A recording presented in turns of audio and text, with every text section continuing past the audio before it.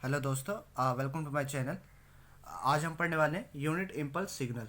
इसको हम delta signal भी कहते हैं। क्या कहते हैं हम इसको? Delta delta signal. ठीक है। इसका क्या डेफिनेशन होता है? इसको रिप्रेजेंट करते हैं डेल।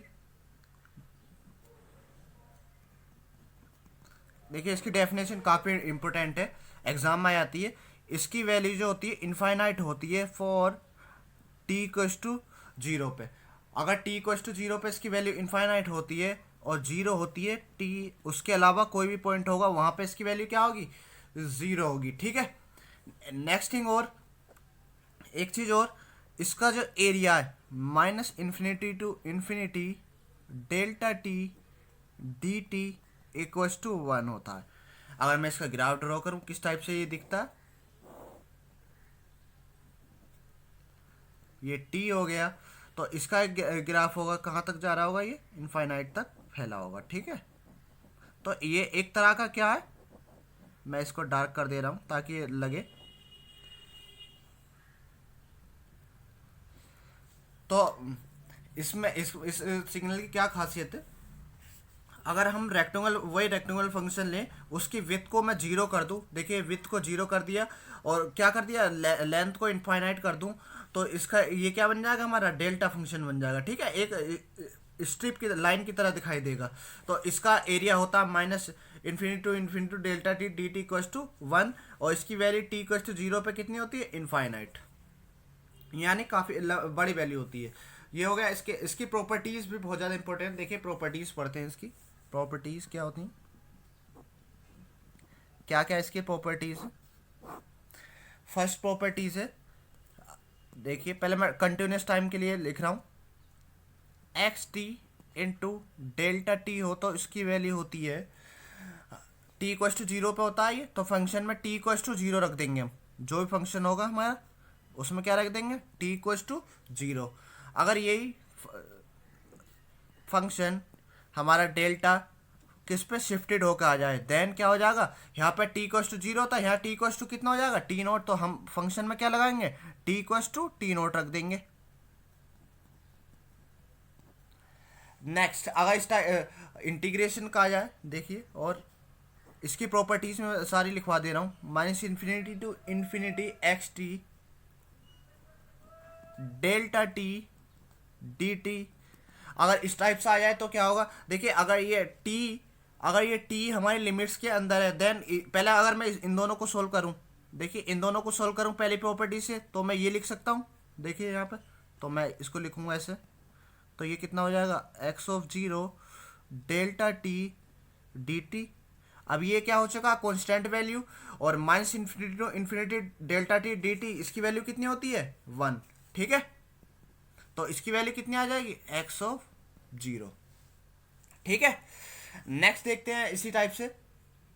और देखिए, कोई भी अगर टी को ये थोड़ा शिफ्टेड होकर आ जाए, minus infinity to infinity X of T delta T minus T naught D T. तो इस वाली प्रॉपर्टी से लिखो, देखो इसको। तो ये क्या हो जाएगा? एक्स ऑफ टी की जगह में टी माइनस टी वो हो जाएगा T not x of T not हो गया ये delta T minus T naught D T. अगर ये तो कांस्टेंट वैल्यू हो गई, कांस्टेंट बाहर आ जाएगा, तो minus infinity delta T minus T naught D T. अगर ये वैल्यू कहाँ लाई कर रही है? इन दोनों लिमिट के बीच में, तो इसकी वैल्यू कितनी होनी चाहिए? वन होनी चाहिए। ठीक है। तो इसकी वैल्यू कितनी हो जाएगी? ये वन हो जाएगी। नेक्स्ट नेक्स्ट प्रॉपर्टी देखिए इसी टाइप से। पांचवी प्रॉपर्टी है delta A T plus B. इस टाइप से आ जाए, देन यहाँ पे ये ध्यान से देना, जो भी ए का वो है मैग्नीट्यूड, उसका मोड लेना, ये काफ़ी इंपॉर्टेंट है। ये मोड कभी कभी वो माइनस में दे देता, तो यहाँ पे माइनस ही लेके बैठ जाते हैं। तो यहाँ पे क्या लेना? उसका मोड लेना, यानी पॉजिटिव वैल्यू लेनी है। डेल्टा टी प्लस कितना टी, अगर यहाँ से ए कॉमन लिया तो कितना हो जाएगा? बी अपॉन ए। ये बहुत ज़्यादा इंपॉर्टेंट प्रॉपर्टी है ये वाली।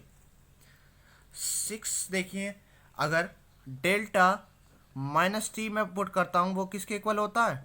डेल्टा टी के। तो इससे क्या पता लग गया? ये क्या है? इवन फंक्शन है, ठीक है। इवन फंक्शन की डेफिनेशन यही होती है। नेक्स्ट प्रॉपर्टी देखिए, x T into delta T, इसका डिफ्रेंसिएशन आया है, देन क्या होगा माइनस इसका फंक्शन का डेरिवेशन, इसका डेरिवेटिव निकालेंगे, ठीक है, इनटू डेल्टा टी।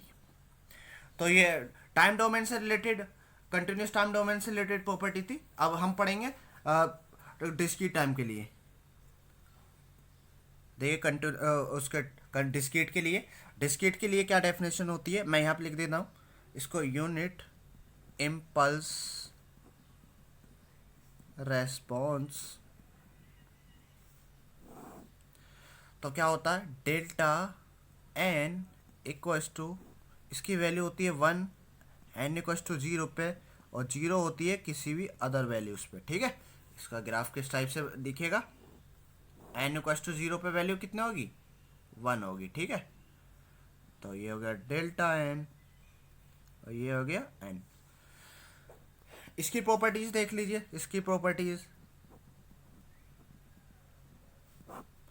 पहली प्रॉपर्टी है इसकी X N into delta N minus K. तो एन माइनस के से ये शिफ्टेड है, तो एन कस टू मैं क्या पुट कर दूंगा फंक्शन में, एक्स इज इक्वल्स टू के। नेक्स्ट देखिए एन इंटू डेल्टा एन, देखिए एन इक्वल्स टू 0 पे इसकी वैल्यू होती है 1, एन इक्वल्स टू 0 पे अगर एन इक्वल्स टू मैं 0 लगाऊं, ठीक है, एन इक्वल्स टू 0 पे इसकी वैल्यू होती है 1, तो ये वैल्यू कितनी आ जाएगी, 0। नेक्स्ट डेल्टा ए एन, इसका क्या होगा, केवल डेल्टा ए एन है तो ए एन प्लस बी भी है, तो कितनी वैल्यू हो जाएगी, डेल्टा एन, ठीक है। उसके साथ शिफ्टेड होने से कोई फर्क नहीं पड़ेगा। ए एन के लिए था, अगर ए एन प्लस बी आ जाए, delta A N plus B, देखिए यहाँ उसमें कंटिन्यूस में 1 मोड ए आता था, यहाँ पे मोड नहीं आता, तो यहाँ पे क्या आ जाएगा, एन प्लस बी अपॉन ए, बस इतना फर्क है। यहाँ पे मोड, वहाँ पे मोड आता था नीचे 1 मोड ए, वो नहीं आता है यहाँ पे। नेक्स्ट इवन फंक्शन वाली definition, delta N equals to कितना हो जाएगा, डेल्टा माइनस एन, ठीक है। तो इसका मतलब क्या हो गया, ये इवन फंक्शन, इवन फंक्शन की ये डेफिनेशन होती है। इसकी थी ये प्रॉपर्टी, ठीक है। इसी से रिलेटेड नेक्स्ट वीडियो में हम क्वेश्चन करेंगे। इन प्रॉपर्टी को अच्छे से रिवाइज कर लीजिएगा। इस वीडियो में इतना ही, ओके, थैंक यू, मिलते हैं नेक्स्ट वीडियो में।